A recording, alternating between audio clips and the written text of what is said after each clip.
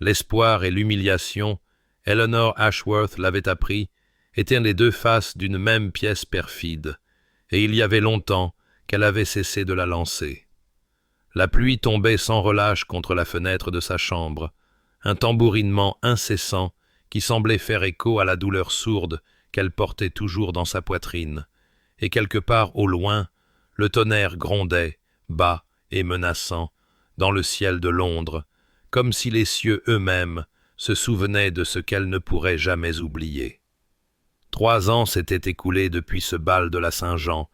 3 ans depuis qu'elle avait traversé le jardin de Lady Montgomery, le cœur si plein d'attentes insensées, si certaine que Lord Clarence Pemberton prononcerait enfin les mots qu'elle attendait d'entendre.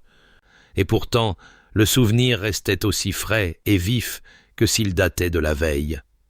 Elle avait porté sa plus belle robe ce soir-là, une confection de soie rose pâle que sa mère avait économisée des mois durant, et elle s'était sentie belle, vraiment belle, tandis que Clarence la menait vers la tonnelle de rose, des promesses scintillant dans ses yeux bleu pâle. Mais il ne l'avait pas conduite à une demande en mariage. Il l'avait conduite à la haie, où attendaient ses amis, et elle était restée figée dans l'ombre, tandis que sa voix portait clairement dans l'air du soir, chaque mot une lame qui taillait tout ce qu'elle avait cru de l'amour et de sa propre valeur. Épouser Eleanor Ashworth? Avait-il ri, et ses compagnons avaient ri avec lui, ce cœur cruel qu'elle entendrait dans ses cauchemars pendant des années. Elle est assez jolie pour la fille d'un homme pauvre, mais ne vaut guère qu'on lui sacrifie une fortune. Les dettes de son père sont légendaires. J'épouserais plus volontiers la fille d'un marchand. Au moins, elle viendrait avec un capital. Eleanor n'est que de l'entraînement. De l'entraînement. Elle n'avait été que de l'entraînement. Une diversion pour passer le temps jusqu'à ce qu'un parti plus digne apparaisse, et elle avait été trop naïve, trop désespérément pleine d'espoir pour le voir. Maintenant, Eleanor se tenait devant son petit miroir dans sa modeste chambre, le papier peint délavé et s'écaillant au coin, les meubles usés mais méticuleusement propres, et elle examinait le visage qui la regardait avec l'évaluation impartiale d'une femme qui avait appris à ne rien attendre. Elle était encore jeune à 23 ans. Ses cheveux châtains tombaient encore en douces vagues qui s'échappaient de leurs épingles pour boucler à ses tempes, et ses yeux gris-vert, couleur d'orage, les appelait sa mère, possédaient encore une certaine profondeur que certains pourraient qualifier de beauté.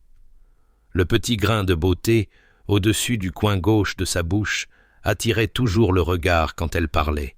et son port restait droit et digne, malgré tout ce qui était arrivé à sa famille. Mais la jeune fille qui avait cru en l'amour, qui avait rêvé de passion et de poésie et d'un homme qui la choisirait par-dessus tout, cette jeune fille était morte dans le jardin de Lady Montgomery, et Eleanor ne la pleurait pas. Elle leva la main, ses doigts trouvant le creux de sa gorge, où reposait autrefois le médaillon de sa grand-mère. Ce précieux ovale d'or contenant une miniature de sa mère qu'elle avait portée chaque jour depuis ses 16 ans, et elle sentit le pincement familier de son absence. Vendue, comme tant d'autres choses, pour payer les dettes croissantes de son père. À travers les murs fins, elle pouvait l'entendre maintenant, arpentant son bureau comme il le faisait chaque nuit, le bruit de ses pantoufles et le tintement occasionnel d'un verre contre une carafe marquant son passage à travers une autre soirée de regret. « Je ne nourrirai pas d'espoir, » se dit-elle, pressant la paume de sa main à plat contre son sternum, comme si elle pouvait physiquement retenir les mots à l'intérieur de son cœur. L'espoir est un luxe pour les femmes qui n'ont pas appris ce que les hommes pensent vraiment quand ils se croient à l'abri des oreilles indiscrètes. Le tonnerre gronda de nouveau, plus proche maintenant, et Eleanor se détourna du miroir pour regarder la pluie strier la vitre. Chaque gouttelette, une petite reddition à la gravité, à l'inévitable, à la vérité que certaines choses tombent simplement et ne peuvent être rattrapées. Mais avant que le destin de nos amoureux ne soit révélé, abonnez-vous pour ne manquer aucun chapitre de romance et de scandale. Et dites-nous dans les commentaires, d'où nous regardez-vous? Maintenant, commençons. Le matin n'apporta aucun soulagement à l'oppression grise de la nuit précédente. Seulement une faible lumière aqueuse qui filtrait à travers les fenêtres du salon et illuminait avec une clarté impitoyable les rectangles délavés sur le papier peint où des tableaux avaient autrefois été accrochés. Ces paysages et portraits qui avaient été vendus un par un au cours des 2 dernières années, jusqu'à ce que les murs eux-mêmes semblent porter les cicatrices de leur diminution. Eleanor était assise en face de son père à la petite table du petit déjeuner, la porcelaine devant eux ébréchée sur les bords, mais polie, jusqu'à un éclat désespéré par leur unique servante restante. Et elle regardait Samuel Ashworth fixer son thé avec l'expression vide d'un homme qui avait finalement atteint la fin de sa capacité à se mentir à lui-même. Il avait terriblement vieilli ces derniers mois, ses traits autrefois distingués maintenant décharnés et assombris, ses mains d'érudit tremblant légèrement alors qu'elles reposaient de chaque côté de son assiette intacte, et quand il parla enfin, sa voix portait le poids d'une défaite absolue. « Les créanciers nous ont donné 1 mois, dit-il, et les mots tombèrent dans le silence comme des pierres dans une eau calme, envoyant des vagues d'effroi glacial à travers le sang-froid soigneusement entretenu d'Eleanor. Peut-être moins. J'ai été informé hier soir que M. Hawkins n'attendra plus pour le paiement de la maison, et les autres... » Il s'arrêta, sa gorge se nouant,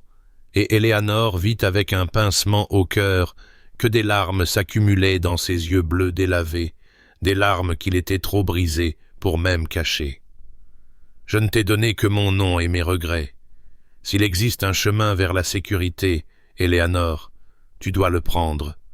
Je n'ai aucun droit de te demander de partager ma ruine. » Elle voulut tendre la main par-dessus la table pour prendre la sienne, pour offrir un peu de réconfort. Mais quel réconfort pouvait-elle donner quand tout ce qu'il disait était vrai? Il avait été un bon père à sa manière, doux et aimant, plein de grandes idées sur des investissements et des opportunités qui s'étaient effondrées les unes après les autres en poussière, et elle ne pouvait pas le haïr pour ses échecs plus qu'elle ne pouvait haïr la pluie de tomber. Un léger coup interrompit leur conversation, et leur vieille femme de chambre entra avec un plateau d'argent qui avait somehow échappé au créancier, portant une unique lettre scellée de cire Bordeaux. Eleanor la prit sans attente, supposant qu'il s'agissait d'une autre facture, d'une autre demande, d'un autre rappel de tout ce qu'ils avaient perdu, mais l'écriture la fit hésiter, élégante, féminine, adressée d'une écriture déliée par quelqu'un qui n'avait jamais connu le besoin. Lady Henrietta Wellington sollicitait le plaisir de la compagnie de Miss Ashworth à un salon d'après-midi, 3 jours plus tard. Eleanor faillit la mettre de côté, faillit la consigner à la pile de correspondances qui n'avait plus d'importance, mais son père leva les yeux avec une lueur vacillante dans son regard défait. « Lady Wellington », murmura-t-il, un fantôme de son ancienne conscience sociale faisant brièvement surface. « J'ai entendu au club, avant qu'il ne révoque mon adhésion, que le duc d'Ashford assistait à ses réceptions. On dit qu'il est l'homme le plus riche d'Angleterre, qu'il pourrait acheter la moitié de Londres s'il le souhaitait. » La main d'Eleanor trembla légèrement alors qu'elle tenait l'invitation, le papier crème captant la lumière grise, et elle sentit quelque chose s'agiter dans sa poitrine qu'elle refusa de nommer espoir. Ce n'était qu'une considération pratique, se dit-elle fermement, simplement la reconnaissance qu'une femme dans sa position ne pouvait se permettre d'ignorer aucune opportunité, aussi lointaine soit-elle. Elle raffermit ses doigts par pure force de volonté et croisa le regard de son père. « J'y assisterai, » dit-elle, et sa voix ne fléchit pas. L'hôtel particulier de Lady Wellington se dressait devant Eleanor comme un monument à tout ce qu'elle avait perdu, ses fenêtres étincelantes et sa façade immaculée constituant un reproche cinglant à la modeste voiture de location d'où elle descendait, et tandis qu'elle lissait les pans de sa robe gris tourterelle, vieille de 3 saisons maintenant, soigneusement reprisée aux coutures et repassée jusqu'à ce que le tissu menace de céder complètement, elle sentit le poids familier de l'inadéquation s'abattre sur ses épaules comme une cape qu'elle ne pourrait jamais tout à fait retirer. Le salon était déjà bondé lorsqu'elle entra, une assemblée scintillante de soie, de bijoux et de rires faciles, qui semblait s'écarter autour d'elle comme l'eau autour d'une pierre, et elle navigua sur les bords de la pièce avec la précision prudente d'une femme qui avait appris que l'invisibilité était sa propre forme d'armure. Lady Wellington elle-même fut gracieuse, serrant les mains d'Elinor avec une chaleur sincère et murmurant quelque chose de gentil sur sa défunte mère, mais même cette petite gentillesse ressemblait à de la charité. Et Éléanor s'extirpa aussi vite que la politesse le permettait pour trouver un coin tranquille près des hautes fenêtres où elle pourrait observer sans être observée. C'est là, à moitié caché par les lourds rideaux de Damas, qu'elle le vit. Clarence Pemberton, ses cheveux dorés toujours parfaitement arrangés, ses yeux bleu pâle fuyant toujours le contact direct, et à côté de lui, une femme qui devait être son épouse, Lady Sophia, dont la beauté froide et l'expression encore plus froide suggéraient que la fortune qu'il avait épousée avait un prix qu'il payait encore. Le regard de Clarence croisa celui d'Éléanor à travers la pièce, et ses lèvres se courbèrent en ce sourire familier, celui qui avait autrefois fait battre son cœur, et qui maintenant lui retournait l'estomac de honte remémorée. Et elle vit dans ses yeux la même condescendance apitoyée qu'il avait montrée cette nuit-là dans le jardin, comme si elle était une curiosité, un exemple à ne pas suivre, un rappel de sa propre échappée belle à l'emprise de la pauvreté. Elle se détourna, sa main se levant inconsciemment vers le creux de sa gorge,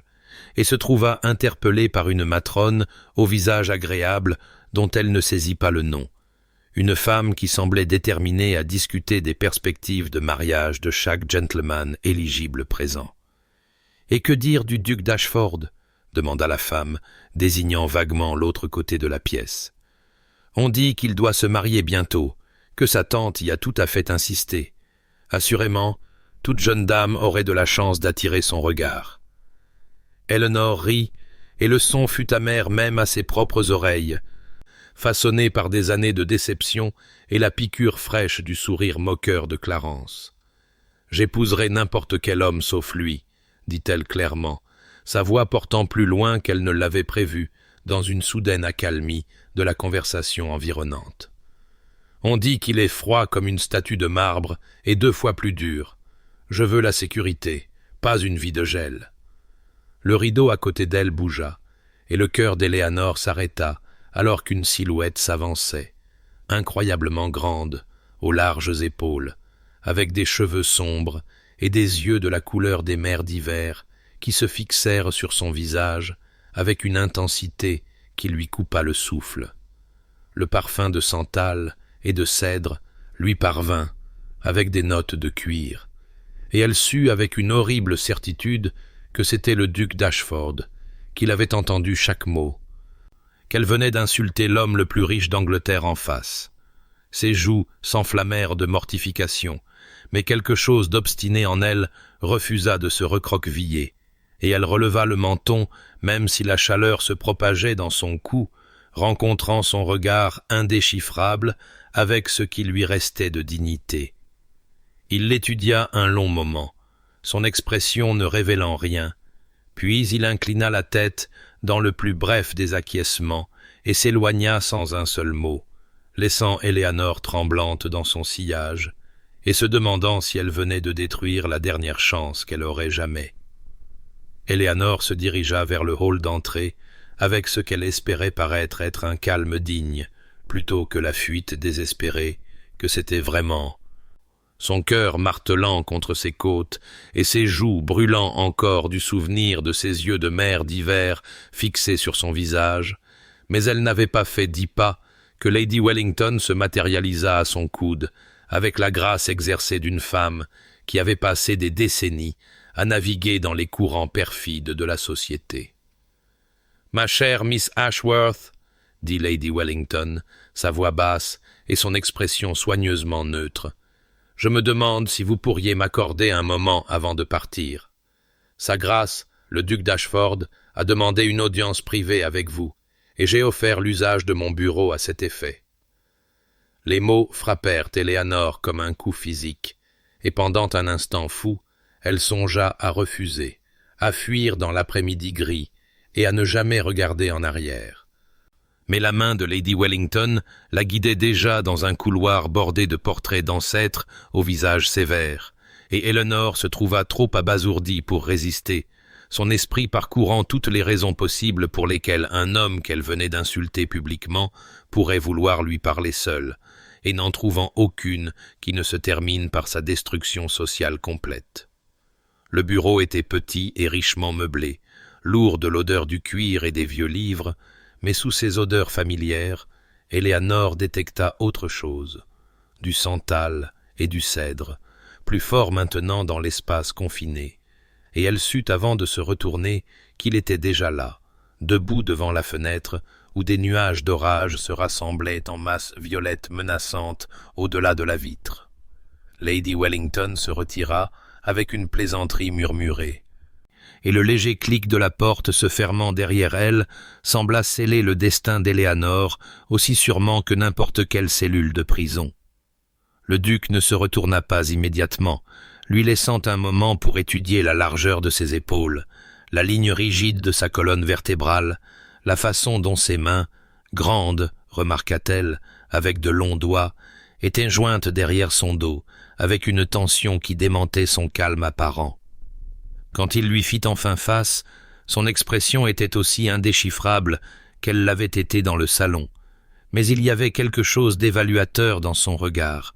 quelque chose qui donnait à Éléanore l'impression qu'il cataloguait chaque fil effiloché de sa robe, chaque reprise soigneusement dissimulée, chaque preuve de la pauvreté qu'elle avait si désespérément essayé de cacher. « Miss Ashworth, » dit-il, et sa voix était profonde et sèche, ne perdant aucun mot en plaisanterie, « je me trouve dans le besoin d'une épouse, une circonstance que j'ai évitée pendant une décennie, mais à laquelle je ne peux plus échapper. Ma tante insiste. Mon titre exige un héritier, et je suis las d'être poursuivi par toutes les demoiselles chasseuses de fortune d'Angleterre qui ne voient que ma richesse et s'imaginent amoureuses de ma position. » Éléanore ouvrit la bouche pour parler, bien qu'elle n'eût aucune idée de ce qu'elle pourrait dire, mais il continua comme si elle n'avait pas bougé. « J'ai besoin d'une femme de bonne famille qui n'attendra pas de non-sens romantique, qui comprend que le mariage peut être un arrangement pratique d'avantages mutuels plutôt qu'une performance théâtrale de sentiments que je suis mal équipé pour fournir. Et j'ai entendu vos paroles très clairement, Miss Ashworth, votre désir de sécurité plutôt que d'amour, votre conviction que je suis froid et dur et peu apte aux tendres sentiments. » Sa mâchoire se crispa, un muscle se contractant près de sa tempe, et Éléanore vit quelque chose vaciller dans ses yeux sombres qu'elle ne put nommer. « Vous avez dit que vous épouseriez n'importe quel homme sauf moi. Je vous demande de reconsidérer la question. » Le silence qui suivit fut si complet qu'Éléanore put entendre le premier grondement lointain du tonnerre, put entendre son propre souffle se couper dans sa gorge,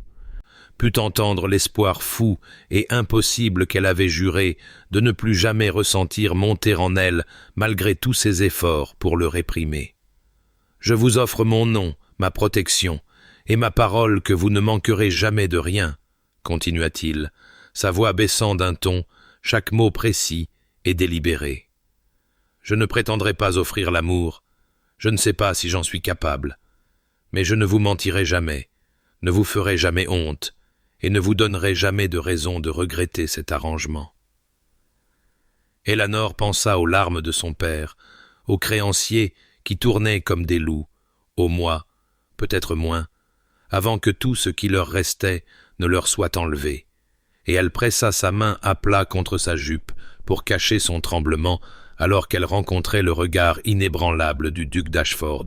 « Oui, dit-elle. » Et le mot avait à peine quitté ses lèvres que le tonnerre gronda dans le ciel, profond et retentissant, comme si les cieux eux-mêmes témoignaient du vœu qu'elle venait de faire à un homme qui lui avait tout promis, sauf la seule chose qu'elle avait appris à ne jamais vouloir. Ashford Hall s'élevait du doux paysage printanier comme une chose issue d'un rêve qu'Elinor n'avait pas osé faire. Sa pierre couleur de miel brillant chaleureusement sous le soleil de l'après-midi, ses innombrables fenêtres scintillant comme des yeux vigilants alors que la voiture remontait la longue allée incurvée, et elle serra ses mains gantées sur ses genoux pour arrêter leur tremblement en contemplant l'ampleur de ce qu'elle avait fait, épouser un étranger, se lier pour toujours à un homme qui lui avait tout promis sauf l'amour, et arriver maintenant dans ce magnifique domaine en tant que sa maîtresse, un titre qui semblait aussi mal ajusté qu'une robe empruntée.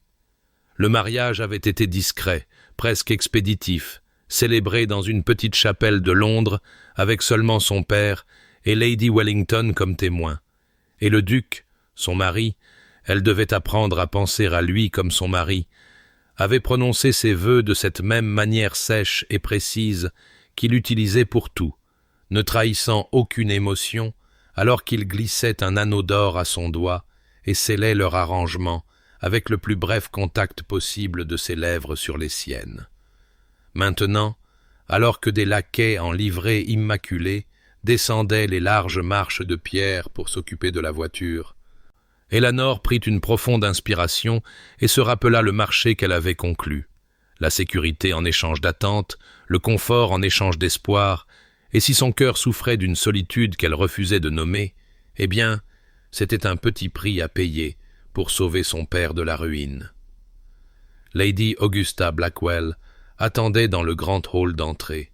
une femme grande d'environ 60 ans, avec des cheveux sombres striés d'argent et des yeux qui ne manquaient rien, et elle examina Eleanor avec l'évaluation pointue de quelqu'un cataloguant chaque détail pour référence future.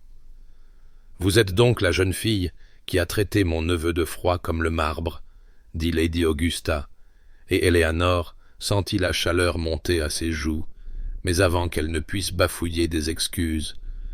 les lèvres de la femme plus âgée se courbèrent en quelque chose qui aurait presque pu être de l'approbation. « Bien, il a besoin de quelqu'un qui ne minaudera pas et ne le flattera pas, et je soupçonne que vous avez bien plus de caractère que vos circonstances ne pourraient le suggérer. »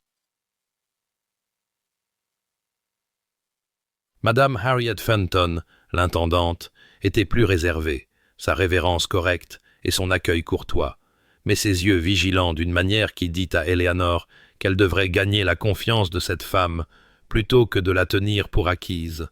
et elle sentit le poids de l'examen de chaque domestique qu'il croisait, alors que le duc la conduisait à travers des couloirs qui semblaient s'étirer à l'infini,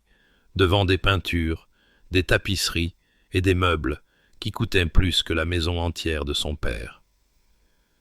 La bibliothèque lui coupa le souffle, 2 étages de livres s'élevant vers un plafond peint, cuir et dorure, et la sagesse accumulée des siècles l'entourant comme une étreinte, et sous l'odeur familière du vieux papier et de la colle de reliure,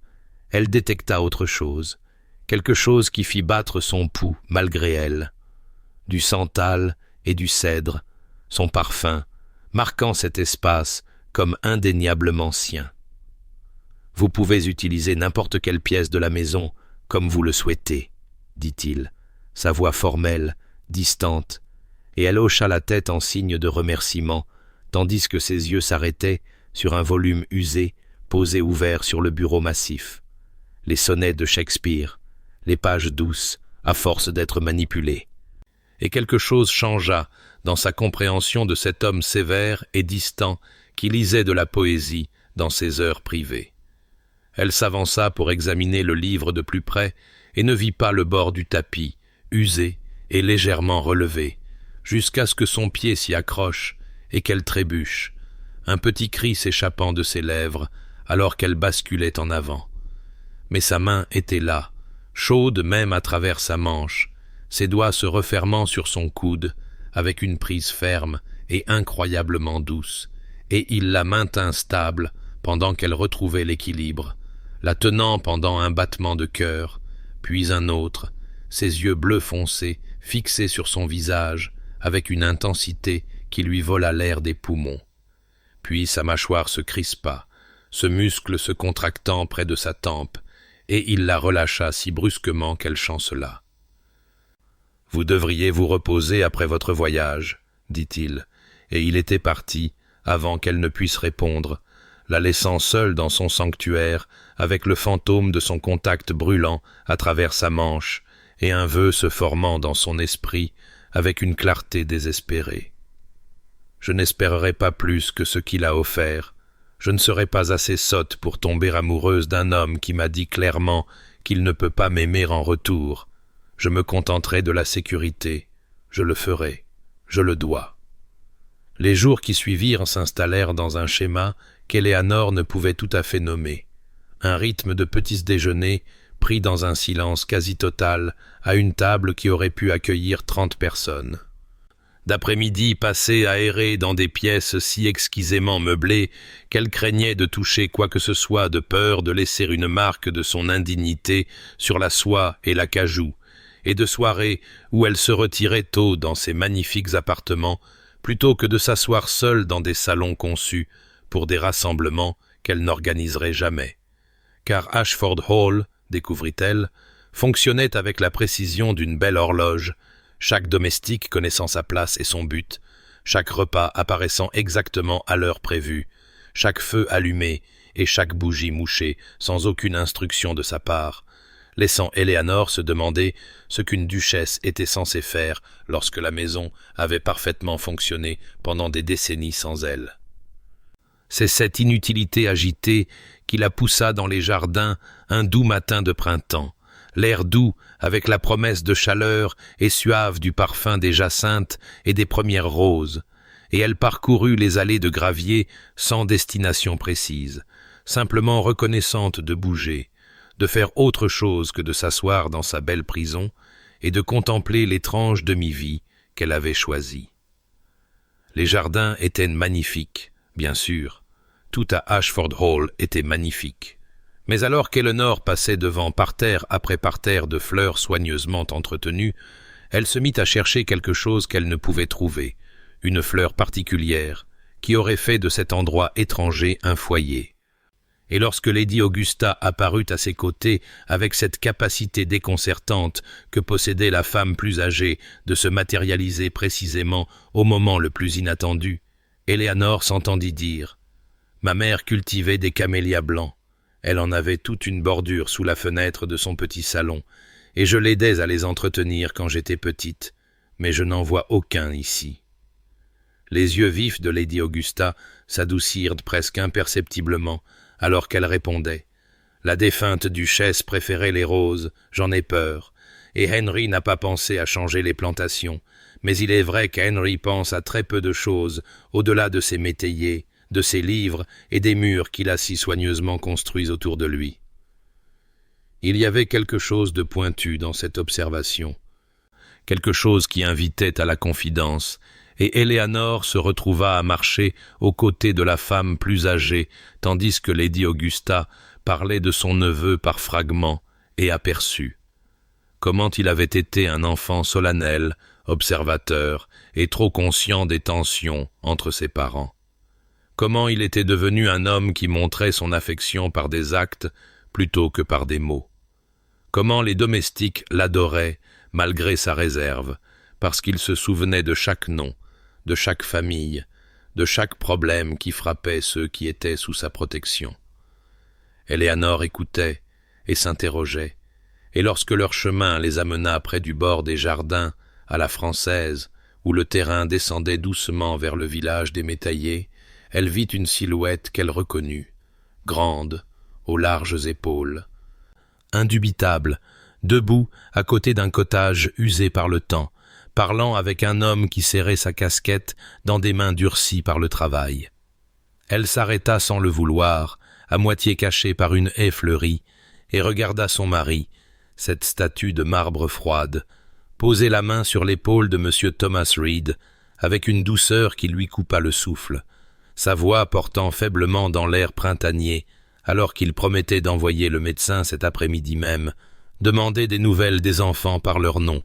le jeune Samuel, la petite Nettie et le bébé dont la toux les avait inquiétés, et s'arranger pour que de la nourriture soit livrée des cuisines du hall jusqu'à ce que Madame Reed soit assez bien pour se débrouiller à nouveau. Sa voix était chaleureuse, concernée, totalement différente de la formalité sèche qu'il utilisait avec Éléanore, et elle sentit quelque chose bouger dans sa poitrine, un de ses propres murs commençant à se fissurer. « Il vous observe quand vous ne regardez pas »,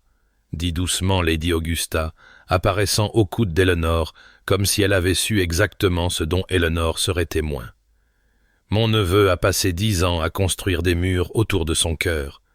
Vous, ma chère, semblez avoir trouvé une porte. Que vous choisissiez de l'ouvrir ou non est, bien sûr, entièrement votre affaire. » L'invitation à dîner était arrivée 3 jours auparavant, portée par un laquais en livrée du domaine voisin, et Elinor avait vu la mâchoire de son mari se crisper de cette manière désormais familière alors qu'il lisait l'écriture fleurie de Sir Oscar Ridley demandant l'honneur de présenter ses respects à la nouvelle duchesse d'Ashford, une demande qui ne pouvait, l'informa Lady Augusta avec un dégoût à peine dissimulé, être refusée sans offenser, même si l'on souhaitait précisément le faire. Sir Oscar arriva exactement à l'heure convenue, un gentleman corpulent d'environ 50 ans, au teint fleuri et aux yeux pâles qui balayèrent Éléanore avec une évaluation qu'elle trouva nettement désagréable, sa révérence correcte, mais son sourire portant cette condescendance particulière qu'elle avait appris à reconnaître durant ses années de situation précaire, le sourire d'un homme qui se croyait supérieur et ne voyait aucune raison de le cacher. « Votre grâce, dit-il, s'attardant sur le titre comme pour vérifier s'il lui appartenait vraiment. Quelle délicieuse surprise qu'Ashford ait enfin pris femme. Nous avions tout à fait perdu espoir, n'est-ce pas, que notre cher duc consente un jour à partager sa magnifique solitude. » Et Éléanore sentit Henry se raidir à ses côtés, sentit la température de la pièce chuter de plusieurs degrés, alors que son mari offrait le strict minimum de courtoisie en retour.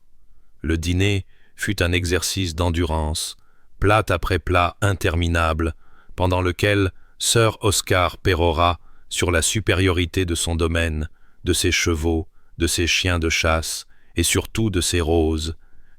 légendaires qui avaient remporté des prix à 3 foires de comté consécutives et attiré des admirateurs d'aussi loin que Londres même. Et Éléanore maintint son sang-froid avec l'habileté née d'années à naviguer dans des situations sociales où on la faisait se sentir petite, hochant la tête aux moments appropriés et offrant les murmures d'admiration attendus, tandis que Lady Augusta croisait son regard à travers la table, avec une expression de souffrance si éloquente qu'Éléanore faillit s'étouffer avec son vin.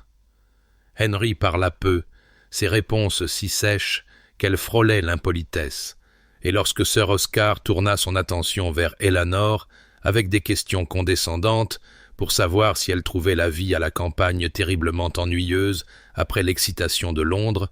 si elle avait de petits passe-temps pour occuper son temps, si elle pourrait bénéficier des conseils de sa femme pour apprendre à gérer une maison convenable.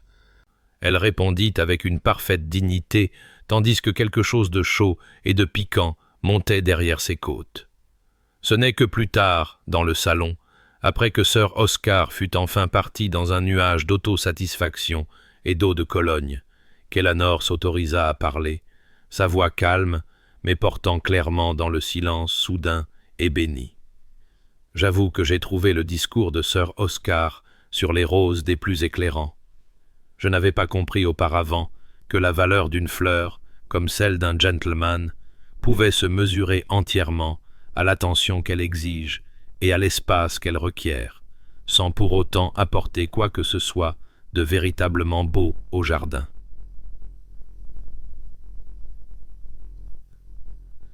Le son qui s'échappa de Henry ne ressemblait à rien de ce qu'elle avait entendu de lui auparavant. Un rire, profond, surpris et totalement sincère.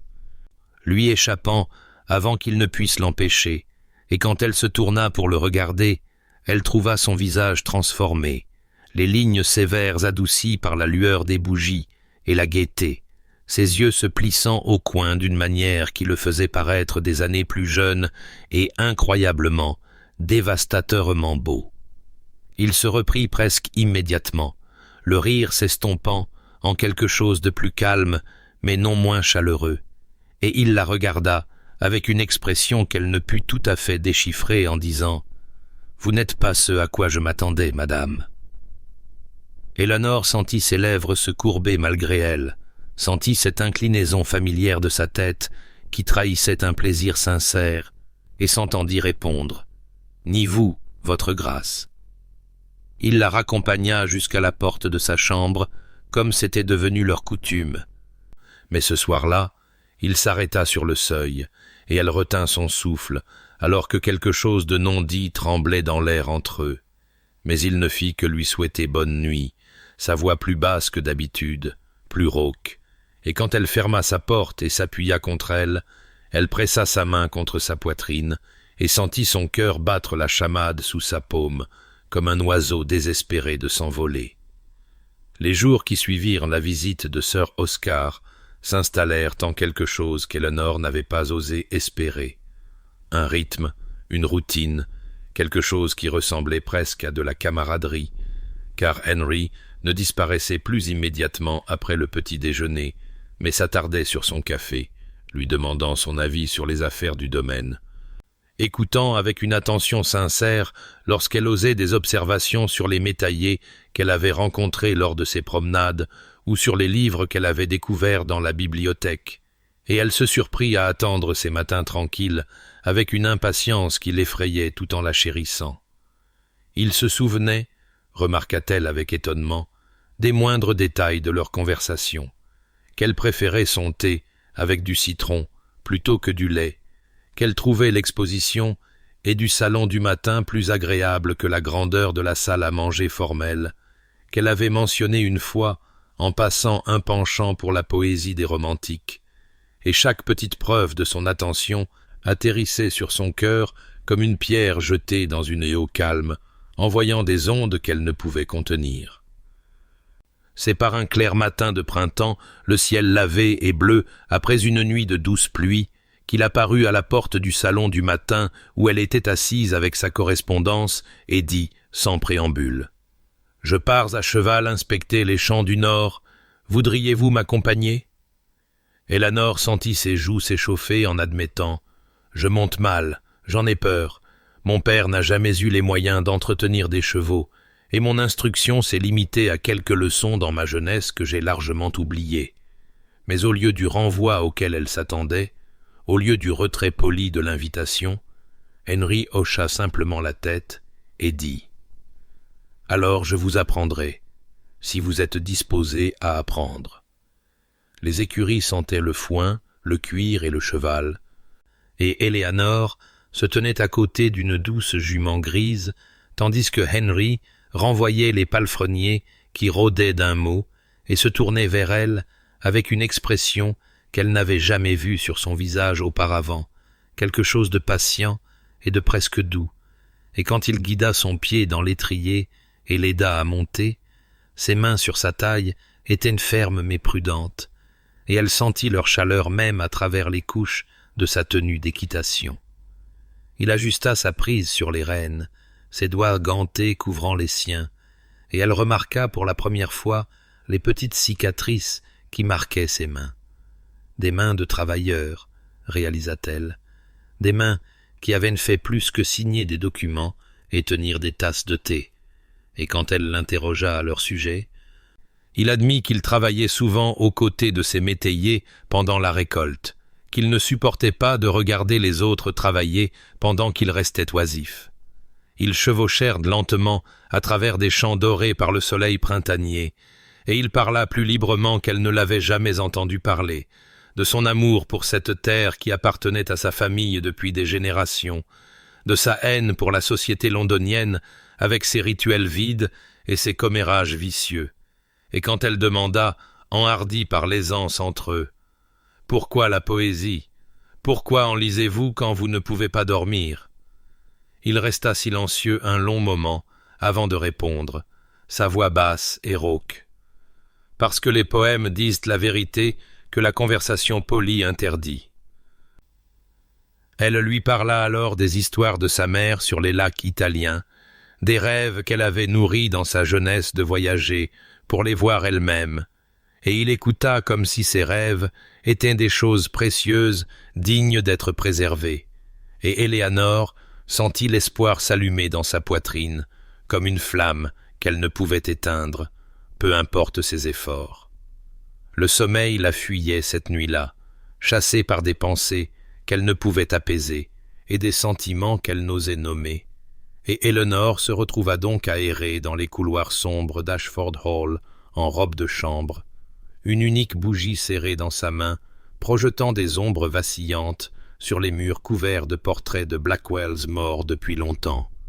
leurs yeux peints semblant suivre sa progression à travers leur demeure ancestrale, comme pour juger si elle avait vraiment sa place parmi eux. La pluie avait commencé quelque temps après minuit, un tambourinement régulier contre les fenêtres qui lui rappelait cette première nuit dans la maison de son père, où elle avait juré de ne plus jamais espérer, et elle se déplaçait dans la maison endormie comme un fantôme, ses pieds nus silencieux sur les épais tapis, jusqu'à ce qu'elle tourne un coin dans l'aile haie et s'arrête, car là, sous une porte qu'elle n'avait jamais franchie, une fente de lumière dorée se déversait dans l'obscurité. Elle devrait retourner dans sa chambre, elle le savait, devrait respecter l'intimité que son mari cherchait dans cette pièce cachée à une heure si tardive, mais quelque chose la tira en avant. Un instinct qu'elle ne pouvait nommer, et avant qu'elle ne puisse réfléchir, sa main était sur la poignée, la tournant lentement, poussant la porte juste assez pour voir à l'intérieur. La pièce était petite et féminine, décorée dans des tons de rose et de crème qui parlaient d'une autre époque, d'une autre sensibilité, totalement différente de la grandeur masculine qui caractérisait le reste de la maison, et dans un fauteuil près de la fenêtre striée de pluie était assis Henry, ses larges épaules courbées vers l'intérieur, dans une posture d'une telle douleur profonde que le cœur d'Éléanore se serra douloureusement dans sa poitrine, et dans ses mains, tenues avec une tendresse qu'elle ne lui avait jamais vue, se trouvait un petit portrait d'une femme aux cheveux sombres et aux yeux bienveillants. Des yeux qu'Éléanore reconnut immédiatement comme la source du propre regard de mère d'hiver de son mari. Il ne l'entendit pas entrer, si perdu était-il dans les souvenirs que le portrait évoquait, et elle regarda son pouce presseur sa chevalière dans un geste qui semblait inconscient, habituel, le geste d'un garçon cherchant un réconfort qu'il ne pouvait plus trouver. Et quand enfin il sentit sa présence et leva les yeux, son visage était sans défense, d'une manière qu'elle n'avait jamais vue, brute d'une vieille douleur que le temps n'avait pas guérie. Elle s'attendait à ce qu'il la renvoie, qu'il reconstruise ces murs qu'elle l'avait vu construire si soigneusement autour de lui, mais au lieu de cela, il la regarda simplement un long moment pendant que la pluie pleurait contre les fenêtres, puis il dit, sa voix rauque et basse, « Ma mère, elle a été mariée pour sa fortune, le saviez-vous?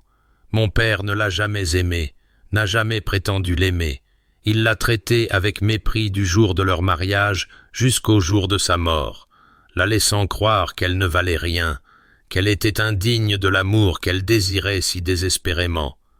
Et sa voix se brisa sur les derniers mots, craquant comme de la glace, cédant sous un poids trop grand, et il pressa son pouce plus fort contre la bague, comme s'il pouvait s'ancrer à quelque chose de solide. « Je ne serai pas, » commença-t-il, et s'arrêta, sa mâchoire se contractant, ce muscle près de sa tempe se bandant sous l'effort de contenir des émotions trop vastes pour les mots, et quand il parla de nouveau, sa voix n'était qu'un murmure. « Je ne serai pas mon père. » Éléanore traversa la pièce jusqu'à lui, et elle ne le toucha pas, ne s'imposa pas à une douleur si privée et si profonde, mais elle s'agenouilla à côté de son fauteuil pour que ses yeux soient au niveau des siens, et elle dit avec une certitude tranquille : « Vous n'êtes pas lui, je le vois clairement. Je l'ai vu dans chaque gentillesse que vous avez montrée à vos métayers, dans chaque mot doux que vous avez adressé à votre maisonnée, dans chaque moment où vous m'avez traité avec un respect que je n'osais pas espérer. » Et quelque chose dans son expression changea, se fissura, et elle comprit enfin que sa froideur n'avait jamais été de la cruauté, mais une armure, une protection forgée dans les feux du spectacle du cœur de sa mère, se brisant jour après jour, jusqu'à ce qu'il ne reste plus rien d'elle à sauver. Le matin, après sa confession, se leva gris et incertain, et Éléanore descendit pour le petit déjeuner, le cœur plein de mots qu'elle ne savait comment dire. Mais Henry était déjà là quand elle arriva, et un seul regard à son visage lui apprit que les murs avaient été reconstruits dans la nuit, plus haut peut-être qu'auparavant, comme s'il regrettait la vulnérabilité qu'il lui avait montrée dans cette petite chambre rose, où le souvenir de sa mère flottait encore comme un parfum. Il se leva quand elle entra,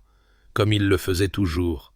mais son salut fut sec, formel, ses yeux de mère d'hiver gardés d'une manière qu'ils n'avaient pas été depuis des semaines, et Éléanore sentit quelque chose s'effondrer dans sa poitrine, alors même qu'elle prenait place de l'autre côté de la vaste étendue d'acajou poli. Les fleurs printanières disposées dans un vase en cristal entre eux, semblant soudain un piètre pont pour franchir la distance qu'il avait reconstruite. Elle tendait la main vers sa tasse de thé, se préparant à combler le silence avec une observation insignifiante sur le temps, quand elle le remarqua,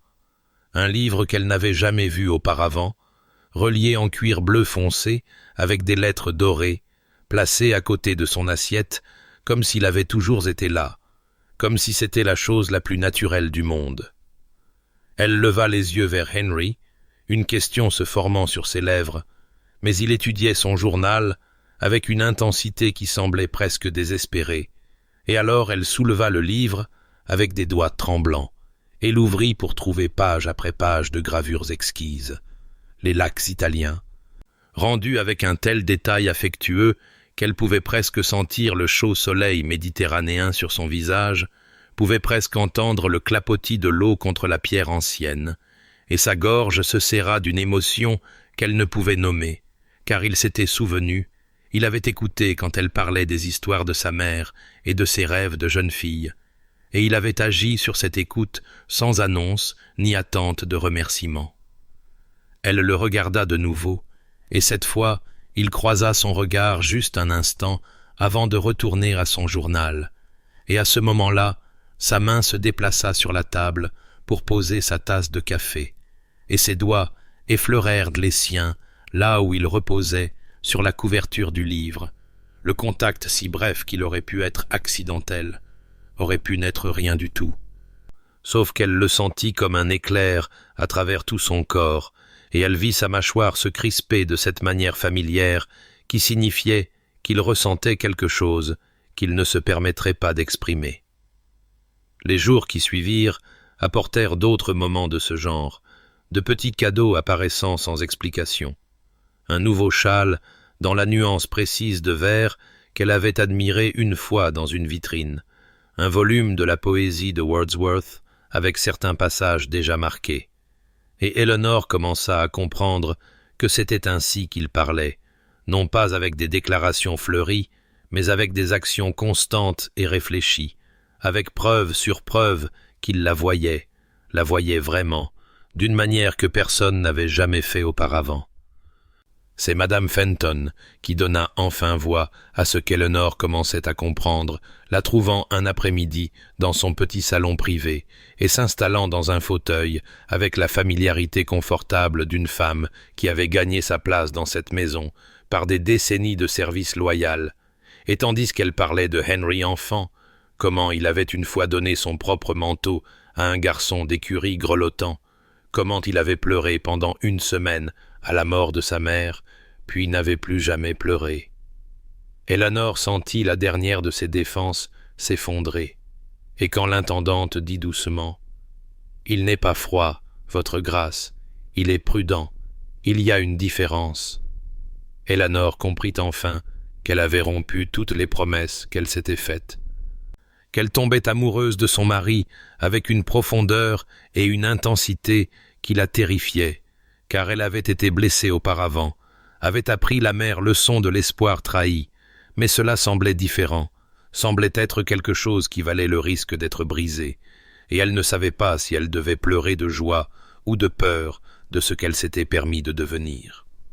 Le bal des Montgomery flamboyait de 1000 bougies, leur lumière cascadant des lustres de cristal pour se répandre sur les parquets polis, où les plus belles familles du comté s'étaient rassemblées en soie, satin et bijoux qui scintillaient comme des étoiles capturées,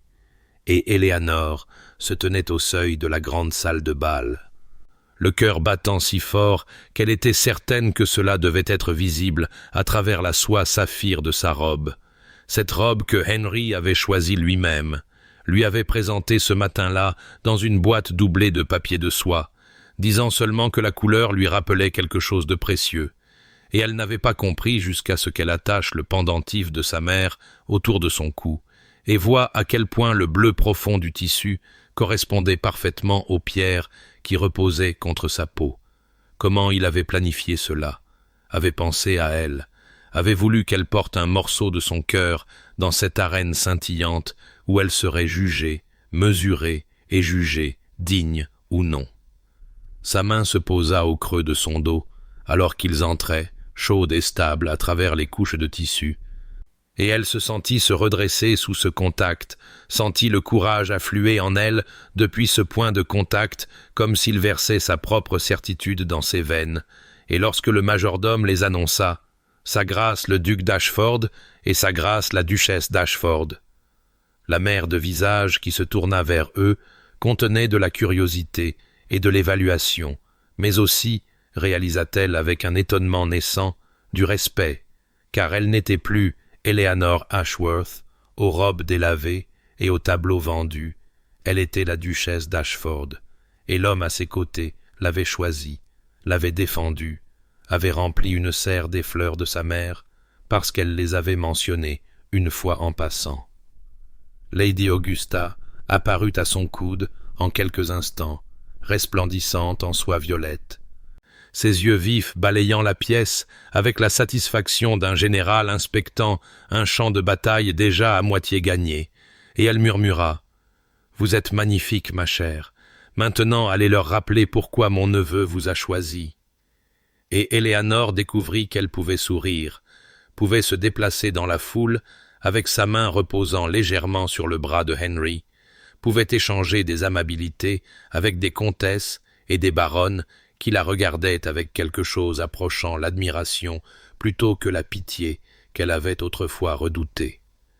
Elle était spirituelle sans être blessante, gracieuse sans être obséquieuse, et lorsqu'elle fit rire Lady Henrietta Montgomery avec une observation intelligente sur les défis de la gestion des domaines de campagne, elle surprit Henry en train de la regarder avec une expression qui lui coupa le souffle. De la fierté, oui, mais quelque chose de plus chaud en dessous, quelque chose qui ressemblait presque à de l'émerveillement, comme s'il était lui aussi surpris par ce qu'elle devenait à l'abri de son estime. Elle commençait à croire qu'elle pourrait vraiment avoir sa place ici, qu'elle aurait enfin trouvé sa place, lorsque la foule changea et s'écarta, et qu'elle les vit approcher à travers la cohue scintillante. Clarence Pemberton, avec ses cheveux dorés parfaitement arrangés, et ses yeux pâles glissant sur elle avec cette condescendance familière, et à côté de lui, sa femme Sophia, belle et froide comme une statue de marbre. Et Eleanor sentit le sang quitter son visage, alors que Clarence souriait de ce sourire dont elle se souvenait du jardin il y a 3 ans, et dit, sa voix portant juste assez loin pour atteindre les oreilles voisines. « Tiens, si ce n'est pas la petite Eleanor Ashworth, ou devrais-je dire, votre grâce, quelle chose bien inattendue en effet. » Le silence qui suivit les paroles de Clarence se répandit dans la salle de bal comme du givre sur une vitre, et Eleanor se sentit figée en son sein, ses membres changés en pierre, sa langue en plomb, tandis que les invités à proximité interrompaient leur conversation et se tournaient avec l'intérêt prédateur de ceux qui flairent le scandale, et Clarence, enhardi par le vin et par la jalousie amère qui tordait ses beaux traits en quelque chose de laid sous leur surface polie, poussa son avantage avec la cruauté dont elle se souvenait trop bien de ce jardin il y a 3 ans. « On se demande bien, continua-t-il, sa voix calibrée pour porter juste assez loin, ses yeux pâles évitant la confrontation directe même si ses mots frappaient comme des coups, quels artifices une fille sans le sou doit employer pour attraper un tel prix que le duc d'Ashford? Il doit sûrement y avoir une explication à une union si improbable, quelque stratagème désespéré qui a persuadé un homme de son rang de prendre une épouse sans rien pour la recommander qu'un joli visage et une montagne de dettes de son père. La main d'Éléanore vola à sa gorge, où le pendentif saphir reposait contre sa peau, ce geste de détresse qu'elle ne pouvait réprimer, et elle ouvrit la bouche pour parler, pour se défendre, mais aucun mot ne vint,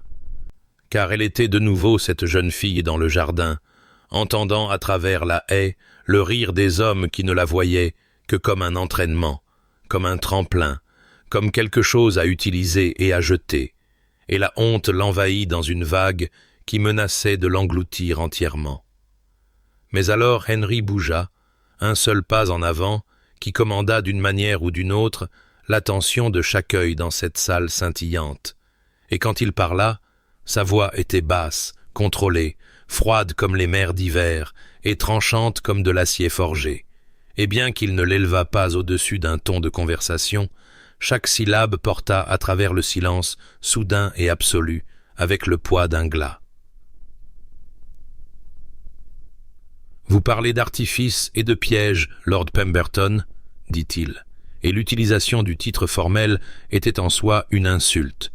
Un rappel du vaste gouffre entre un vicomte et un duc, vous, qui avez courtisé une femme que vous n'aviez jamais l'intention d'épouser, qui l'avez amenée à croire en votre estime pour l'humilier publiquement pour le plaisir, qui vous teniez dans le jardin de Lady Hartwell et déclariez à vos compagnons ricanants qu'elle n'était qu'un entraînement, assez joli pour la fille d'un homme pauvre, mais ne valant guère qu'on lui sacrifie une fortune. Vous osez vous tenir en ma présence et mettre en doute l'honneur de ma femme. » Le visage de Clarence se vida de sa couleur, et Éléanore entendit un hoquet quelque part dans la foule rassemblée, entendit le froufrou de la soie, alors que les dames se penchaient pour ne pas perdre un mot, et Henry continua, ses yeux de mer d'hiver ne quittant jamais le visage de Clarence. « Vous avez choisi l'or plutôt que la valeur, Lord Pemberton, et je vois à quel point ce choix vous a bien servi. Piégé dans un mariage sans amour, avec une fortune que vous ne pouvez toucher, regardant la femme que vous avez rejetée s'élever à des sommets que vous ne pourrez jamais atteindre. Ma femme a plus de dignité dans son plus petit geste que vous n'en possédez dans tout votre être. » Il se tourna alors pour s'adresser à l'assemblée, et sa voix ne s'adoucit pas du tout lorsqu'il déclara « La duchesse d'Ashford est la femme la plus admirable que j'ai jamais connue, et quiconque suggère le contraire insulte non seulement elle, mais moi, et je ne pardonne pas les insultes. » Dans le silence retentissant qui suivit, il prit la main d'Éléanore, la porta lentement à ses lèvres et déposa un baiser sur ses doigts gantés tout en la fixant avec une intensité qui lui coupa le souffle, et elle vit dans ses yeux bleu foncé quelque chose qui ressemblait à de la dévotion, à de la fureur pour sa défense, à l'amour même rendu manifeste, et elle comprit que tout avait changé. Les roues de la voiture claquaient contre les pavés, alors qu'il s'éloignait du faste du bal des Montgomery, et Éléanore était assise dans l'obscurité veloutée, les mains étroitement jointes sur ses genoux, tremblant encore de ce qui s'était passé dans cette salle scintillante, des mots que Henry avait prononcés devant toute la société, des mots qui avaient brisé quelque chose en elle et l'avaient reconstruit en une forme qu'elle ne reconnaissait pas encore, et elle ouvrit la bouche pour parler, pour le remercier, pour trouver un moyen d'exprimer l'énormité de ce qu'il avait fait pour elle, mais sa voix sortit brisée et étrange, s'accrochant aux larmes qu'elle ne s'était pas permis de verser devant les yeux attentifs du beau monde. « Votre grâce, je... » commença-t-elle, mais les mots se dissolurent en quelque chose de périlleusement proche d'un sanglot, et elle pressa ses doigts gantés sur ses lèvres, comme pour retenir le flot d'émotions qui menaçait de la submerger entièrement, car personne ne l'avait jamais défendue comme ça, personne n'avait jamais pensé qu'elle valait la peine d'être défendue, et certainement personne ne s'était jamais tenu devant la crème de la société pour la déclarer la femme la plus admirable qu'ils aient jamais connue, avec une conviction si féroce et inébranlable. Le clair de lune filtrait par la fenêtre de la voiture, argentant les plans de son visage alors qu'il était assis en face d'elle en silence, ses yeux bleus foncés fixés sur elle avec une expression qu'elle ne pouvait lire. Et quand il parla enfin, sa voix était basse et rauque, dépouillée de la froide formalité qu'il portait comme une armure. « Je vous ai dit que je ne vous donnerai jamais de raison de regretter, » dit-il, et elle entendit dans son ton l'écho de ce vœu qu'il avait fait dans le bureau de Lady Wellington, cette promesse à laquelle elle s'était accrochée pendant les premiers jours incertains de leur mariage. Je le pensais alors, et je le pense maintenant, mais Éléanore... Et son souffle se coupa au son de son prénom sur ses lèvres, la première fois qu'il le prononçait, intime et tendre et dévastateur dans sa simplicité. Ce que j'ai dit dans cette salle de bal n'était pas une performance, pas une simple défense de mon propre honneur ou de mon nom. Je pensais chaque mot, chaque syllabe, et je les redirais devant n'importe quel public en Angleterre, si cela pouvait effacer la douleur que cet homme vous a causée autrefois.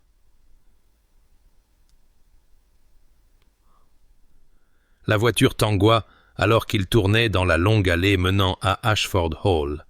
et Éléanore se trouva incapable de parler, ne pouvant que le regarder à travers des yeux embués de larmes qu'elle n'essayait plus de cacher, et quand ils arrivèrent et qu'il l'aida à descendre de la voiture, ses doigts s'attardèrent sur les siens, un instant de plus que nécessaire, chauds même à travers leurs gants, fermes et sûrs. Il la raccompagna jusqu'à la porte de sa chambre, comme il l'avait fait tant de nuits auparavant. Mais ce soir, l'air entre eux était chargé de quelque chose d'électrique et d'innommé, et quand ils s'arrêtèrent devant sa porte, il ne lui souhaita pas immédiatement bonne nuit, mais resta à la regarder avec ses yeux de mer d'hiver qui s'étaient réchauffés en saphir à la lueur des bougies du hall, puis lentement, délibérément, il retira son gant et leva sa main nue vers son visage, ses doigts traçant la courbe de sa joue avec une douceur si infinie qu'elle sentit des larmes déborder sur sa peau, et il les essuya avec son pouce comme si elles étaient précieuses, comme si elle était précieuse, et dit seulement « Bonne nuit, Éléanore », avant de se retourner et de s'éloigner dans le couloir, et elle resta tremblante dans son sillage, une main pressée contre la joue qu'il avait touchée,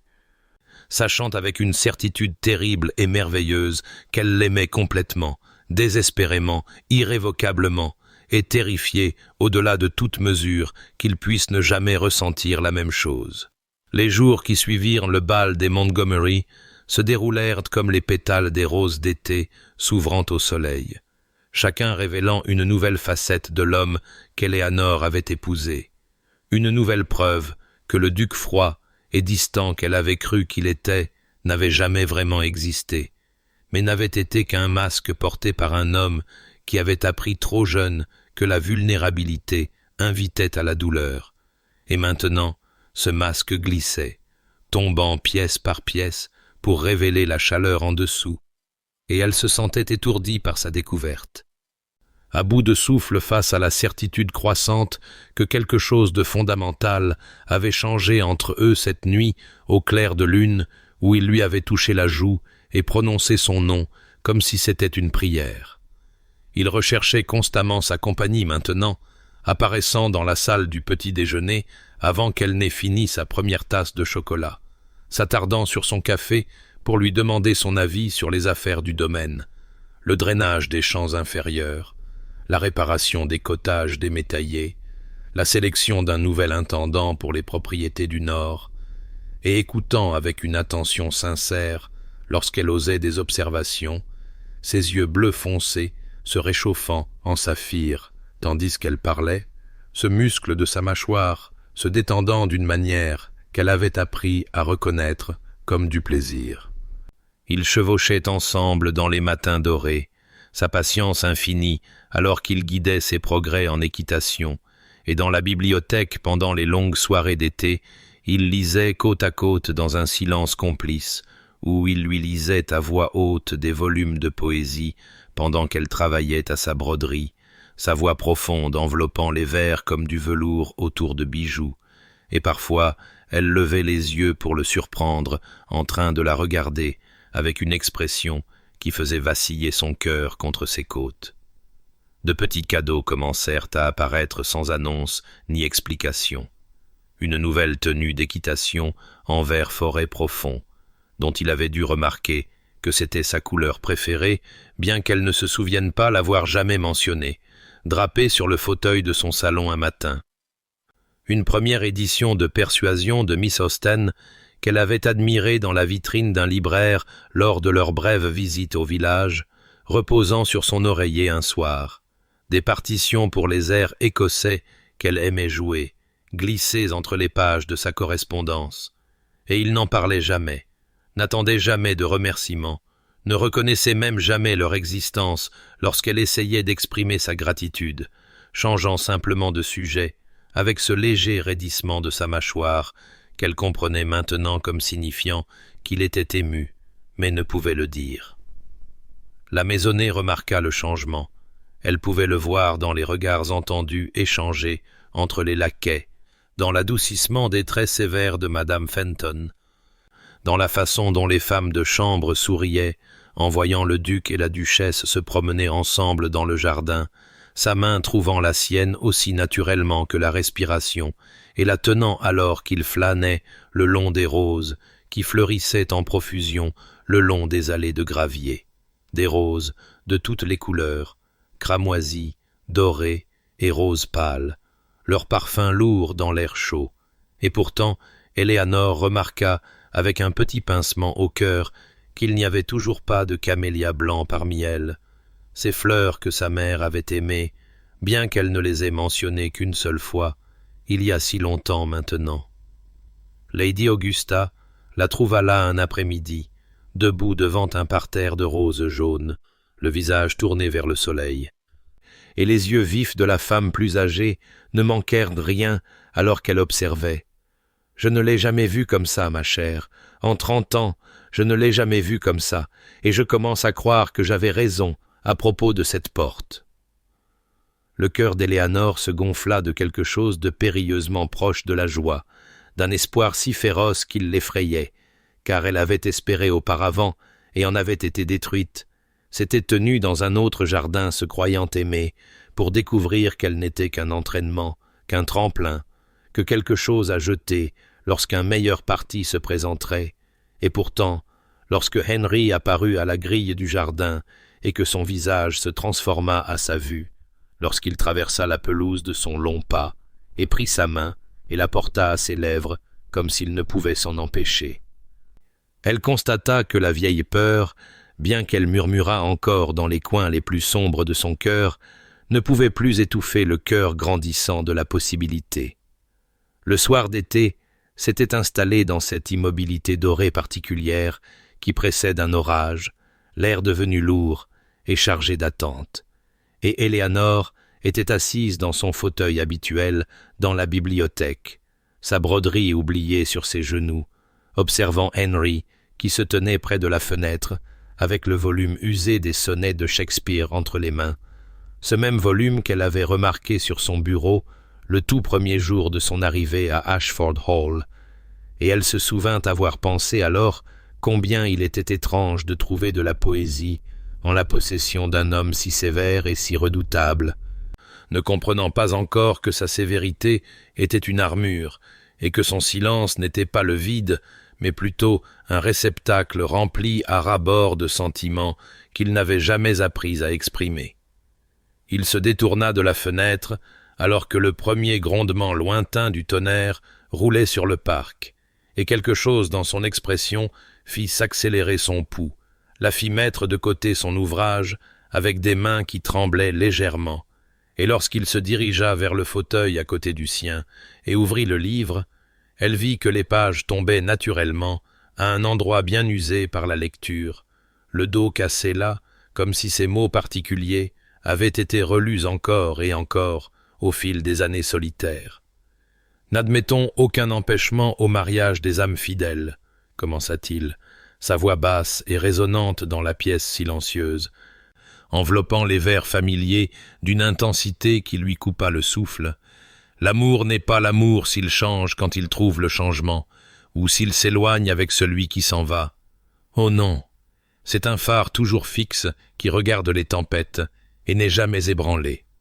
Et dehors, l'orage se rapprochait, le vent se levant pour faire vibrer les fenêtres, mais Éléanore ne pouvait détacher son regard de son visage, de ses yeux de mer d'hiver qui s'étaient réchauffés en un saphir profond pendant qu'il lisait. C'est l'étoile de toute barque errante, dont la valeur est inconnue, bien que sa hauteur soit prise. L'amour n'est pas le fou du temps, bien que les lèvres et les joues vermeilles tombent sous sa fossile courbe, l'amour ne change pas avec ses brèves heures et semaines, mais il dure jusqu'au bord du jugement dernier. Il ferma le livre lentement, délibérément, et à cet instant, un éclair déchira le ciel au-delà des fenêtres, inondant la bibliothèque d'une lumière blanche et brillante qui illumina chaque plan et chaque angle de son visage,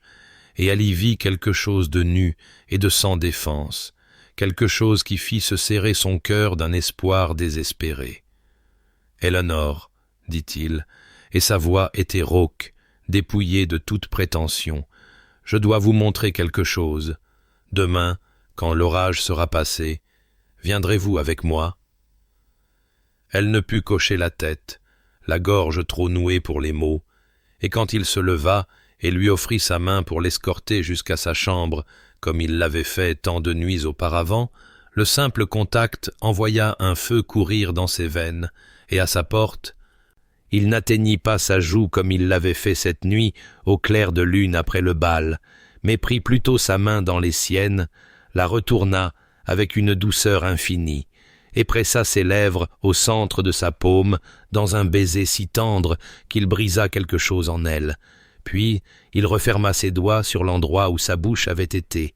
comme pour lui donner quelque chose de précieux à garder, quelque chose qu'elle pourrait serrer contre elle pendant les longues heures jusqu'au matin, et quand il la relâcha et s'éloigna sans un autre mot, elle resta tremblante sur le seuil, son poing fermé pressé contre son cœur, et elle ne dormit pas cette nuit-là, ne put dormir, car chaque fois qu'elle fermait les yeux, elle sentait le fantôme de son baiser brûler contre sa paume comme une promesse, comme une prière, comme la première étincelle brillante d'une flamme qui les consumerait tous les deux.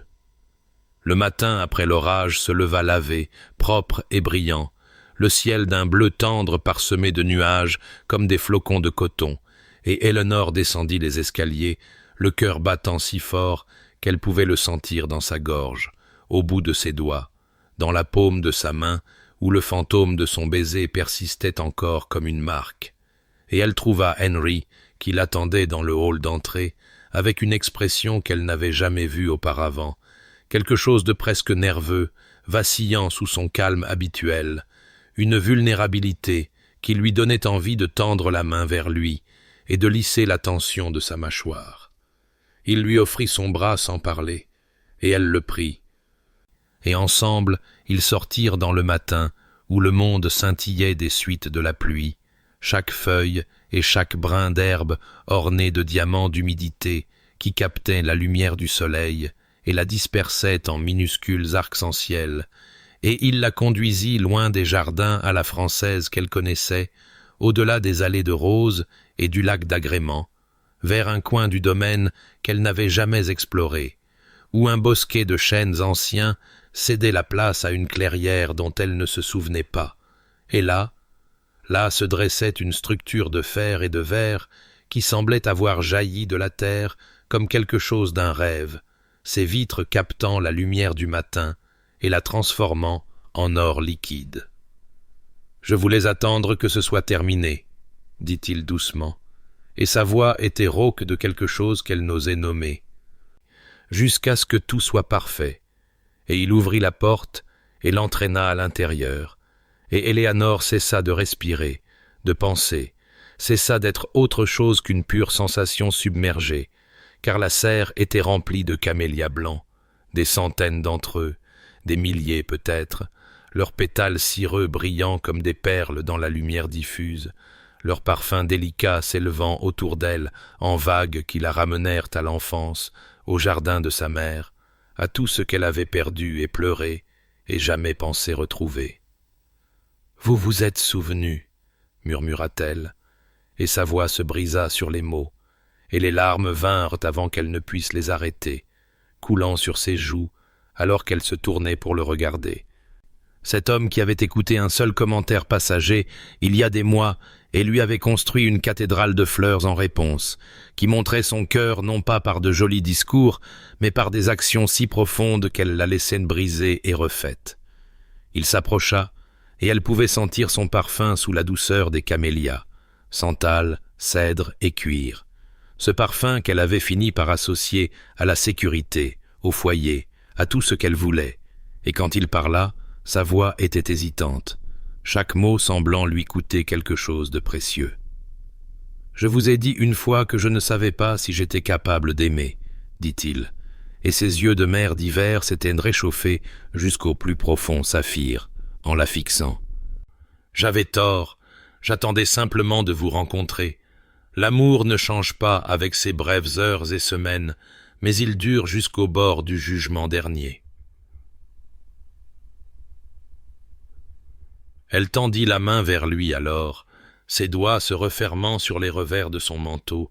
et les mots jaillirent d'elle comme de l'eau brisant un barrage. « J'ai rompu ma promesse envers moi-même au moment où vous m'avez rattrapé dans la bibliothèque, » avoua-t-elle. « Je vous ai aimé, je pense, presque depuis le début. J'avais seulement trop peur de croire que cela pouvait être réciproque. » Ses mains se levèrent pour encadrer son visage avec une tendresse infinie, ses pouces essuyant ses larmes, et quand il l'embrassa enfin, ce fut doux et féroce tout à la fois, et elle lui rendit son baiser avec tout ce qu'elle avait, entouré des fleurs de sa mère, dans la maison qu'il avait construite pour elle, et elle sut avec une certitude parfaite qu'elle était enfin rentrée chez elle. Les heures entre la serre et la tombée de la nuit passèrent dans une brume de regards volés et de contacts qui s'attardaient un battement de cœur de trop, d'un dîner où aucun d'eux ne goûta une seule bouchée, et d'une conversation qui se brisait en silence, chargée de tout ce qu'ils n'avaient pas encore dit avec leur corps. Et quand enfin la maisonnée s'endormit et que l'obscurité estivale enveloppa Ashford Hall d'un silence de velours, Éléanore se tint devant le miroir de sa chambre et regarda sa femme de chambre détacher le pendentif saphir de sa gorge. Ce pendentif de la couleur de ses yeux quand il la regardait avec bienveillance, le pendentif de sa mère. Donné le matin après leur mariage avec des mots si rares et pourtant si lourds de sens. Mais ce soir, elle arrêta les mains de la jeune fille et dit qu'elle le porterait encore, et quand elle fut seule dans sa chemise de nuit, ses cheveux châtains dénoués et tombant en douces vagues sur ses épaules, elle entendit la porte s'ouvrir derrière elle et ne se retourna pas parce qu'elle savait, avec chaque fibre de son être, que c'était lui.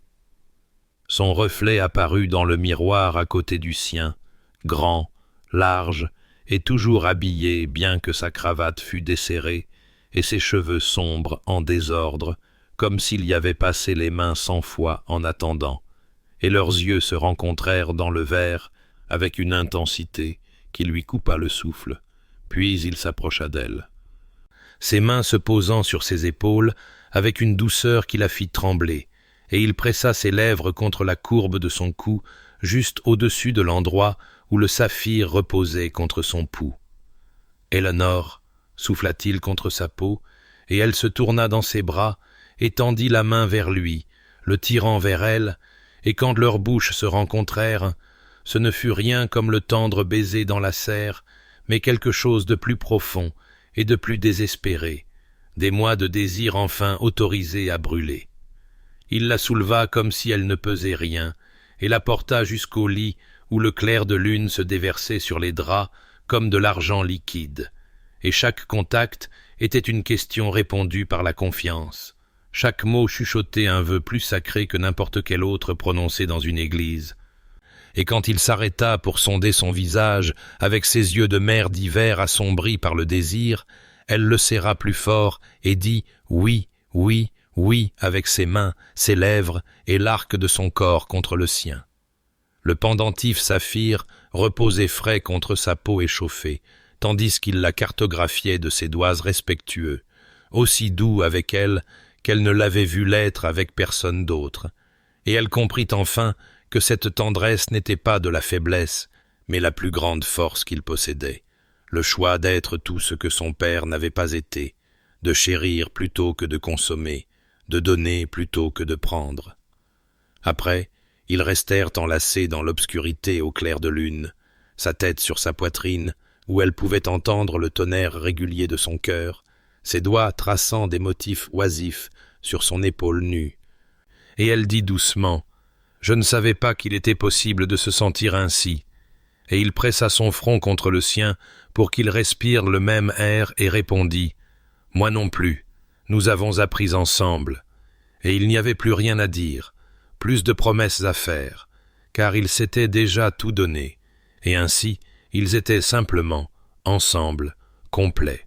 tandis que les étoiles tournaient lentement au-dessus d'eux, et que la nuit les gardait en sécurité dans son étreinte. La grande salle de bal de l'hôtel particulier londonien de Lord et Lady Montgomery flamboyait sous la lumière de 10 000 bougies, leurs flammes réfléchies et multipliées dans des lustres de cristal qui pendaient comme des cascades gelées du plafond doré. Et Éléanore se déplaçait dans ce monde scintillant avec la confiance tranquille d'une femme qui avait appris que la vraie valeur n'avait rien à voir avec les murmures de la société et tout à voir avec la présence constante de l'homme dont la main reposait au creux de son dos, chaude, possessive et totalement inébranlable, comme elle l'avait été toute la soirée, toute la saison, tous les mois depuis ce matin, dans la serre, où leur vie avait vraiment commencé. Sa robe était de soie blanche, recouverte de dentelles d'argent qui captaient la lumière des bougies et la transformaient en quelque chose de lumineux, et nichés dans l'arrangement élaboré de ses cheveux châtains se trouvaient 3 parfaits camélias blancs de la serre qu'il lui avait construite, leurs pétales cireux brillant comme des perles contre les riches vagues brunes, et à sa gorge, le pendentif saphir reposait comme il le faisait toujours maintenant, de la couleur de ses yeux quand il la regardait avec bienveillance, ce qui était toujours, car il ne la regardait pas autrement. La saison les avait déclarés son plus grand triomphe, ce duc qui avait évité le mariage pendant une décennie, et la femme tranquillement digne qui avait d'une manière ou d'une autre dégelé sa réserve légendaire, et Éléanore pouvait sentir le poids des regards admiratifs les suivant alors qu'ils se déplaçaient dans la foule, pouvait entendre les compliments murmurés qui remplaçaient les chuchotements d'un an auparavant, mais rien de tout cela ne la touchait aussi profondément que la simple pression des doigts de Henry contre sa colonne vertébrale, la façon dont il inclinait la tête pour saisir ses mots les plus doux, la manière dont ses yeux de mer d'hiver, chauds maintenant, si chauds, saphir plutôt que glace, revenaient à son visage encore et encore, comme si elle était le seul point fixe dans un monde en rotation. Lady Augusta les intercepta près de la table des rafraîchissements, resplendissante en soie pourpre, et avec les améthystes de la famille, ses vieux yeux vifs brillants de satisfaction en examinant son neveu et sa femme. Et elle se pencha près d'Éléanore, avec un sourire qui contenait des décennies de sagesse et une seule année de justification. Je vous avais dit qu'il y avait une porte, dit-elle, sa voix assez basse pour qu'Eleanor seule l'entende. Je ne vous avais pas dit que vous deviendriez son monde entier. Et Eleanor sentit ses yeux piqués de larmes de gratitude, même en souriant, car c'était vrai, incroyablement et merveilleusement vrai, et elle n'avait rien fait pour mériter une telle fortune, sauf espérer quand l'espoir semblait insensé, et faire confiance quand la confiance semblait dangereuse. De l'autre côté de la salle de bal, à moitié cachée par une colonne de marbre, elle aperçut des cheveux dorés et des yeux pâles qui fuyaient le contact. Clarence Pemberton, hagard maintenant, sa beauté fanée en quelque chose de pincé et de pétulant, et à côté de lui Sophia, avec sa bouche amère et ses yeux déçus, deux personnes piégées dans la cage dorée de leur propre choix superficiel. Et Eleanor ne ressentit aucun triomphe, aucune satisfaction de leur misère, seulement une profonde et tranquille gratitude d'avoir échappé à ce destin, que le moment le plus cruel de sa vie l'ait finalement conduite ici, à cet homme, à cet amour, à ce bonheur qu'elle n'avait jamais osé imaginer. La main de Henry trouva la sienne, ses doigts s'entrelaçant avec les siens, et quand elle se tourna pour le regarder, il la regardait déjà, avec cette expression douce qui lui coupait encore le souffle même après tous ces mois, et il porta sa main à ses lèvres et déposa un baiser sur ses jointures devant toute l'assemblée.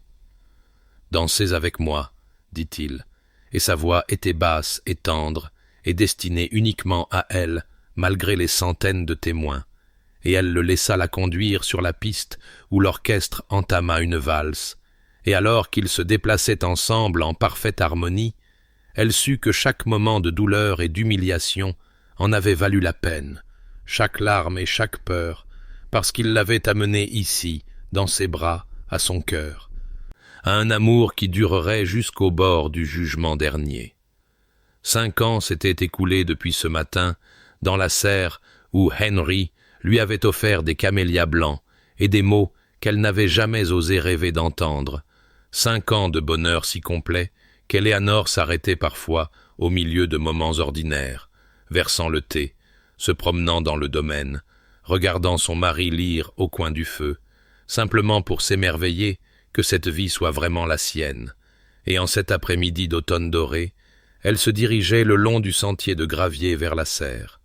la lumière oblique d'octobre réchauffant ses épaules et les feuilles rousses des grands chênes, tombant autour d'elle comme des confettis de la nature, son cœur déjà s'élevant au son qui parvenait à ses oreilles avant même qu'elle n'ouvre la porte de verre.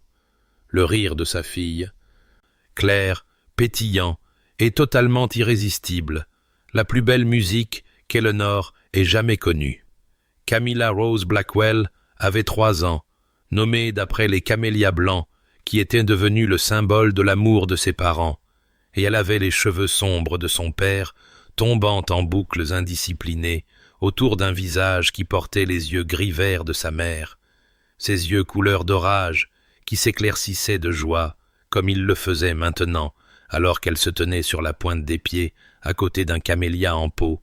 ses petits doigts se tendant vers les pétales blancs cireux avec la curiosité respectueuse d'une enfant à qui l'on avait appris que les fleurs étaient des choses précieuses, méritant de la douceur.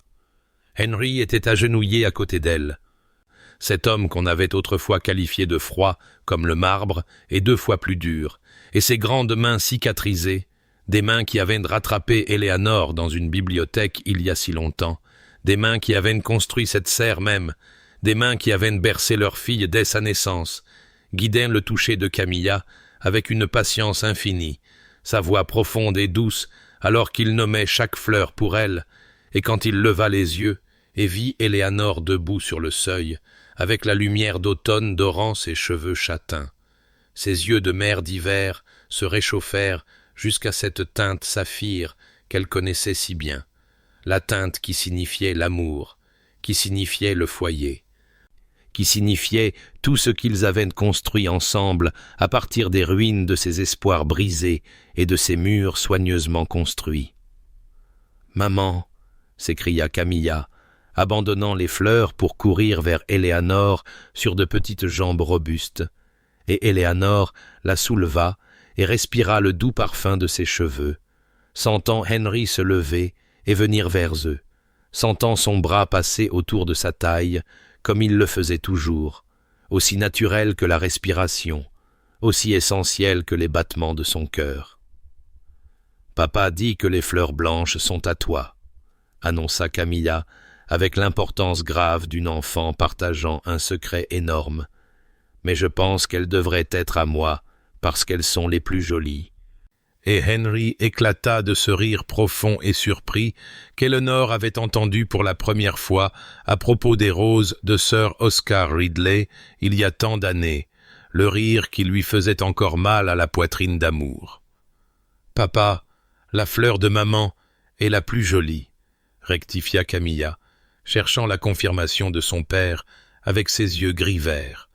Et le regard de Henry se leva vers le visage d'Éléanore, le fixa avec 5 ans de dévotion et la promesse d'une vie entière brillant dans ses profondeurs, et il dit simplement « Oui, elle l'est », et pressa ses lèvres contre la tempe d'Éléanore, tandis que Lady Augusta observait depuis le seuil de la serre, avec un sourire qui parlait de prophéties accomplies et de portes qui s'étaient ouvertes sur des mondes plus beaux que quiconque n'avait osé l'imaginer. Le crépuscule s'installa sur Ashford Hall comme une bénédiction,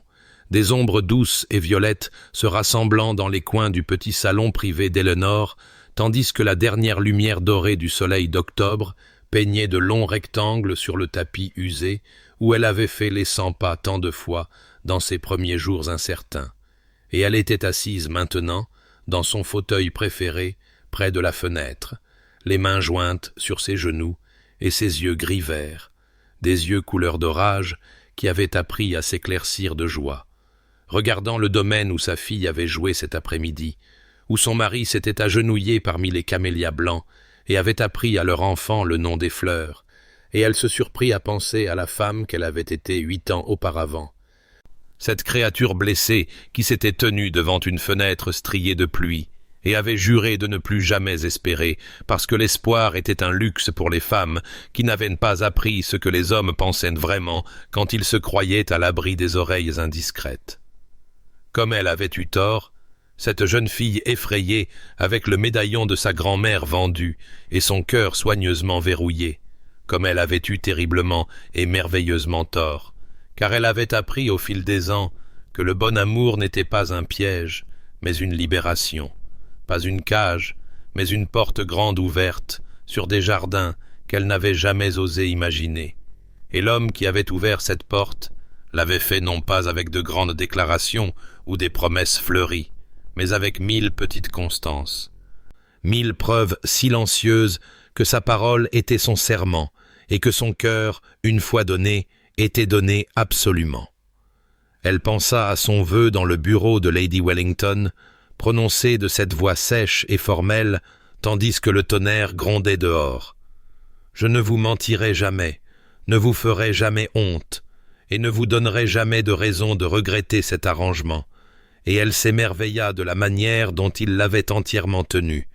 comment chaque jour de leur mariage avait été une autre pierre posée dans les fondations d'un amour construit non pas sur le coup de foudre de la passion, mais sur la flamme constante de la confiance, le genre d'amour qui réchauffe les matins ordinaires et transforme les moments banals en trésors inestimables. La porte s'ouvrit derrière elle, et elle n'eut pas besoin de se retourner pour savoir que c'était Henry, car elle connaissait ses pas comme elle connaissait les battements de son propre cœur, et quand il s'approcha de son fauteuil et la regarda avec ses yeux de mer d'hiver qui s'étaient depuis longtemps réchauffés en un été perpétuel, elle lui sourit avec toute la gratitude d'une femme à qui l'on avait donné tout ce qu'elle n'avait jamais osé vouloir. « À quoi penses-tu » demanda-t-il, sa voix se faible grandement qu'elle aimait, et elle tendit la main vers la sienne et sentit ses doigts se refermer sur les siens, chauds, forts et permanents, et elle dit simplement « À quel point j'avais tort, et à quel point je suis reconnaissante d'avoir eu tort. » Et il porta sa main à ses lèvres, comme il l'avait fait 1000 fois auparavant, et le ferait 1000 fois encore. Et dans ce geste se trouvait tout, chaque promesse tenue, et chaque peur vaincue, et chaque jour ordinaire et extraordinaire de la vie qu'ils avaient construite ensemble. Et ainsi, cher auditeur, nous les laissons là, dans le crépuscule naissant, leurs mains entrelacées et leurs cœurs entiers, preuve que l'espoir n'est jamais insensé lorsqu'il est placé dans des mains dignes, que les murs construits à partir de vieilles blessures peuvent devenir des portes lorsque la bonne personne les trouve, et que l'amour, le véritable amour, dure jusqu'au bord du jugement dernier et au-delà, dans le tranquille et doré pour toujours de deux personnes qui se sont choisies et continuent de se choisir chaque jour.